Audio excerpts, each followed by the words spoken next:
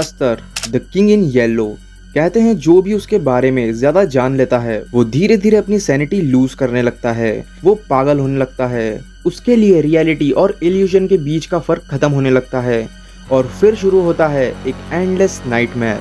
वो पहुंच जाते हैं हस्तर की दुनिया में जो कि एक साइकिल की तरह बार बार चलती है एंड रिपीट होती रहती है।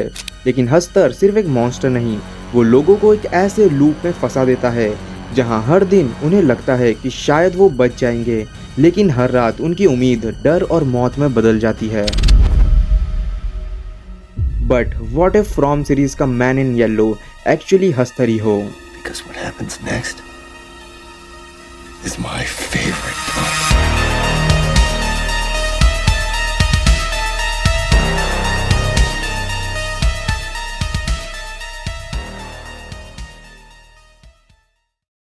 तो ये बात है 1950 की, जब फ्रॉमविल एक नॉर्मल टाउन हुआ करता था। लेकिन वहाँ के जो लोग थे उन्हें मौत का इतना खौफ था कि वो हमेशा के लिए अमर होना चाहते थे, वो इमॉर्टलिटी चाहते थे।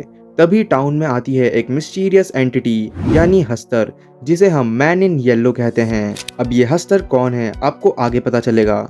उसने उनसे वादा किया कि अगर वो एक स्पेशल रिचुअल परफॉर्म करेंगे तो वो कभी नहीं मरेंगे, उनकी सोल्स हमेशा जिंदा रहेंगी और वो एक इटर्नल लाइफ अचीव कर लेंगे। लेकिन सच्चाई कुछ और थी। मैन इन येलो एक्चुअली उन्हें इमॉर्टल बनाना नहीं चाहता था। वो एक एंशिएंट इविल एंटिटी थी जो सोल्स को ट्रैप करके एक एंडलेस साइकिल चलाती थी।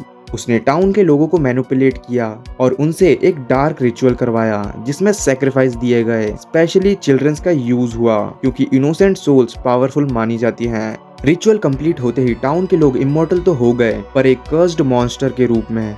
अब उनकी बॉडी में उनकी सोल्स नहीं थी, बल्कि अब वो करप्ट हो चुके थे, जो कि अब उस एंटिटी यानी कि मैन इन येलो के कंट्रोल में थे। दिन में वो लोग केव में रहते हैं और रात में हंट करते हैं।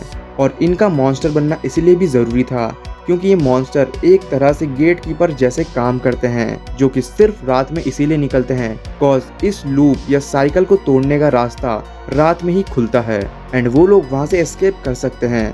सो इसीलिए मॉन्स्टर्स रात में निकलते हैं, जिसके बारे में हमने पिछली वीडियो में बात करी थी। आप आई बटन पर टैप करके चेकआउट कर सकते हैं। सो द क्वेश्चन इज कि आखिर उनकी सोल्स के साथ क्या हुआ। तो यहाँ जितने भी लोग आते हैं वो कोई और नहीं बल्कि यही मॉन्स्टर्स बने लोग खुद हैं। इस थ्योरी के अकॉर्डिंग टाउन कोई नॉर्मल जगह नहीं बल्कि एक रेप्लिका है उस जगह की जहाँ से ये सब शुरू हुआ था। एंड ये जगह एक दूसरी डायमेंशन में एग्जिस्ट करती है जिसे उस एंटिटी ने क्रिएट किया है। ये एक सोल प्रिजन है, एक ऐसी जगह जहाँ सोल्स बार बार रीइंकारनेट होती है लेकिन कभी एस्केप नहीं कर पाती। टाउन हर रीइंकारनेशन में उन्हें नए नाम, नई बॉडीज और नई लाइफ्स देता है, लेकिन डेस्टिनी वही रहती है।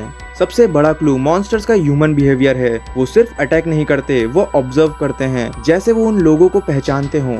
मॉन्स्टर और ह्यूमंस ओरिजिनली सेम सोल से कनेक्टेड थे, बस डिफरेंट स्टेजेस में। इसका सबसे बड़ा हिंट हमें रैंडल से भी मिलता है। जब हम रैंडल और इस मॉन्स्टर को देखते हैं तो दोनों में ही काफी सिमिलरिटीज नजर आती है, जैसे इन दोनों के खड़े होने का तरीका। यानी जब ये रिचुअल हुआ था तब वो वही ह्यूमन था और रिचुअल के बाद उसकी बॉडी उस एंटिटी के कंट्रोल में चली गई और वो करप्ट हो गया।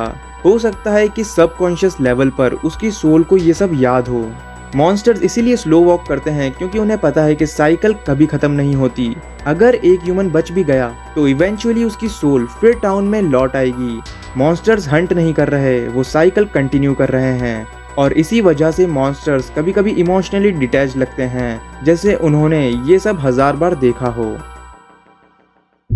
हस्तर या द किंग इन येलो का जिक्र सबसे पहले एम्ब्रोस बियर्स ने 1893 में किया था, जिसके बाद रॉबर्ट डब्ल्यू चेम्बर्स ने 1895 में अपनी मशहूर किताब द किंग इन येलो के जरिए इसे एक डार्क लेजेंड बना दिया। इसके बाद हॉरर राइटर HP लवक्राफ्ट ने इसे अपने यूनिवर्स में एक पावरफुल कॉस्मिक गॉड के रूप में शामिल किया। इन बुक्स के अकॉर्डिंग जो भी इस एंटिटी के बारे में ज्यादा जान लेता है वो पागल होकर एक रहस्यमयी शहर कारकोसा के लूप में ट्रैप हो जाता है, जो बिल्कुल फ्रॉम सीरीज के मैन इन येलो और उसके ट्रैप्ड टाउन की याद दिलाता है। अब शो में भी इस एंटिटी के हिंट्स मिलते हैं, जो कि है ये ड्राइंग। अब जो ड्राइंग में ये जो चीज है वो काफी हद तक इस एंटिटी जैसी ही दिख रही है। अब या तो ये मैन इन येलो हस्तर खुद है या उसका सबसे बड़ा फॉलोअर, एक ऐसी एंटिटी जो नए शहरों को कारकोसा यानी हस्तर के शहरों में बदलने का काम करती है।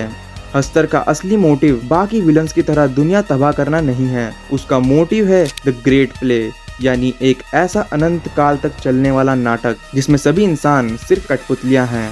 उसके लिए फ्रॉमविल एक स्टेज है और हर एक लोग जो भी उस टाउन में रहता है वो बस एक कठपुतली जो बिना कुछ भी जाने वही पुरानी कहानी बार बार दोहरा रहा है।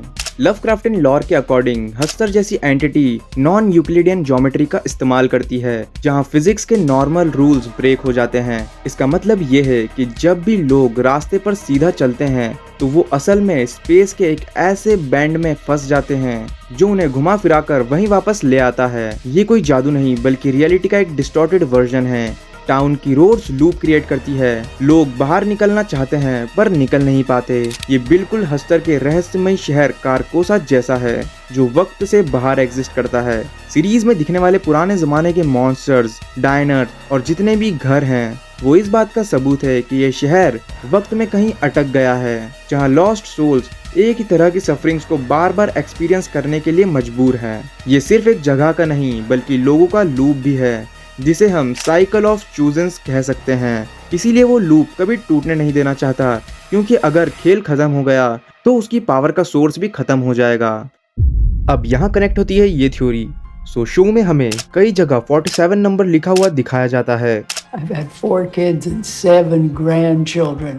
ये कोइंसिडेंस नहीं हो सकता। शायद टाउन एक फिक्स्ड सोल सिस्टम पर चलता है जिसे 47 पीपल रूल कह सकते हैं। इस थ्योरी के अकॉर्डिंग इस टाउन में एक वक्त पर 47 लोग ही एग्जिस्ट कर सकते हैं। जब भी नए लोग शहर में आते हैं या गिनती बढ़ने लगती है तब ये मॉन्स्टर्स लोगों को मारना शुरू कर देते हैं और तब तक मॉन्स्टर्स मारते रहते हैं जब तक काउंटिंग फिर से 47 नहीं हो जाती ताकि बैलेंस मेंटेन रहे। जो कि आप लोगों ने भी नोटिस किया होगा, ये रैंडम मर्डर्स नहीं है, ये सोल मैनेजमेंट सिस्टम है। इसकी हिंट्स हमें शो में भी मिलती है जो कि आप लोगों ने भी नोटिस करी होगी। एम्बुलेंस वाले सीन में जैसे ही लड़की मरती है रेंडल बच जाता है, मानो कि उन मॉन्स्टर्स ने नंबर बैलेंस कर दिया हो। सेम कॉलोनी हाउस अटैक के थोड़े ही टाइम बाद एक बस टाउन में एंटर करती है ताकि नंबर बैलेंस हो सके और शायद यही एक रीजन था कि इस वाले सीन में मॉन्स्टर्स बॉयड को छोड़ देते हैं कॉज इससे टाउन की पॉपुलेशन 47 पीपल पर मेंटेन रह सके।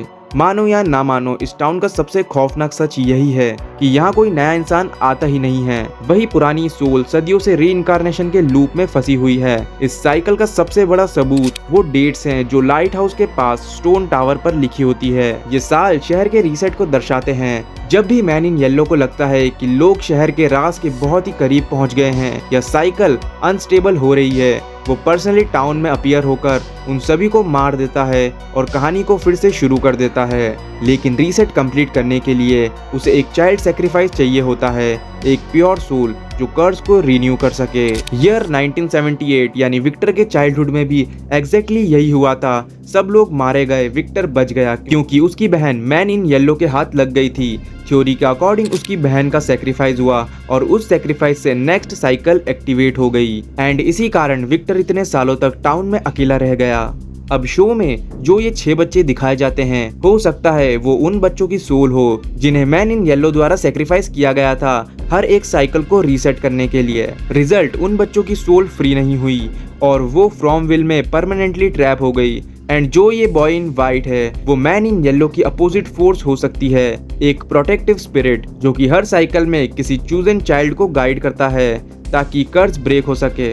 उसने विक्टर को भी गाइड किया था लेकिन विक्टर ट्रॉमा और फियर की वजह से प्लान एग्जीक्यूट नहीं कर पाया और इस बार चूजन चाइल्ड है ईथन। अब जैसा कि हमें पता है कि जेड को जो विजन्स और सिंबल्स दिखते हैं वो क्रिस्टोफर की फ्रेगमेंटेड मेमोरीज हैं, इसीलिए उसे वो पैटर्न दिख रहे हैं जिसमें 7 चिल्ड्रन को अरेंज किया गया था। ये एक्चुअली कर्ज ब्रेकिंग रिचुअल का एक इनकम्प्लीट ब्लूप्रिंट है जो कि क्रिस्टोफर ने एक टाइम पर परफॉर्म करने का ट्राई किया होगा बट वो सक्सेसफुल नहीं हो पाया। एंड यहाँ हो सकता है कि बॉय इन वाइट ईथन को इसलिए दिख रहा है क्योंकि ईथन 7 चाइल्ड हो। अगर ईथन उन 6 ट्रैप्ड चिल्ड्रन के साथ रिचुअल कंप्लीट कर दे तो सोल की रीइंकार्नेशन साइकिल फाइनली टूट सकती है। तब मॉन्स्टर्स फ्री हो जाएंगे, ट्रैप्ड सोल्स रिलीज हो जाएंगी और फ्रॉमविल कोलैप्स कर जाएगा।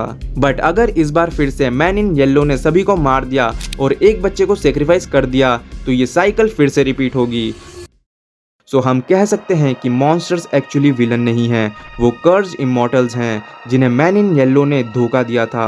और करेंटली जो भी लोग इस टाउन में हैं वो अननोइंगली अपनी ही पुरानी कर्स्ड सोल के नेक्स्ट रीइंकार्नेशन हैं, यानी फ्रॉमविल में कोई नया पर्सन आता ही नहीं है, वही 47 सोल, वही सेम स्टोरी एंड वही कुछ सालों बाद एक रीसेट।